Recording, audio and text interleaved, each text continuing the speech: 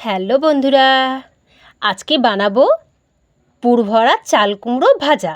চলুন কিভাবে করি। কাঁচা লঙ্কা নিয়ে নিয়েছি, সর্ষে 2 রকম, চালমগজ, কাজু বাদাম আর একটু নারকেল দিয়ে আমি বেটে নিয়েছি। বেটে কুমড়োগুলোকে এরকম করে কেটে নিয়েছি। নিয়ে আমি ওই মশলাটার মধ্যে একটুখানি নুন, একটু হলুদ আর একটু সামান্য চিনি মিক্স করে এক একটার মধ্যে ভরে নেবো।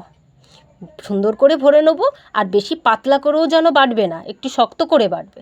এরপর আমি বেসন, চালের গুঁড়ি, নুন, চিনি, কালো জিরে আর একটু হলুদ, একটু লঙ্কার গুঁড়ি দিয়ে একটু বেসনের একটা বাটার তৈরি করে নেব। সুন্দর খেতে লাগে এই একটা। একটু অল্প অল্প জল দিয়ে এটাকে আমি মেখে নেব। একবারে বেশি করে জল দেবো না, অল্প অল্প করে জল দিয়ে মেখে নিচ্ছি। মাখা আমার রেডি হয়ে গেছে।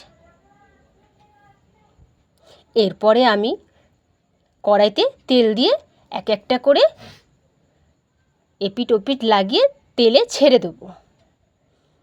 গ্যাসের আঁচটা জোরে রাখবো না, একটু হালকা রাখবো, তেল যেন বেশি গরম না হয়। দিয়ে আস্তে আস্তে করে আমি এগুলো ভেজে নেব। এক একটা করে সুন্দর করে ফুলে যাচ্ছে। কাদের এরকম খেতে পছন্দ তারা কমেন্ট করে জানাবেন, একটা করে লাইক দিয়ে দেবেন যদি ভালো লাগে।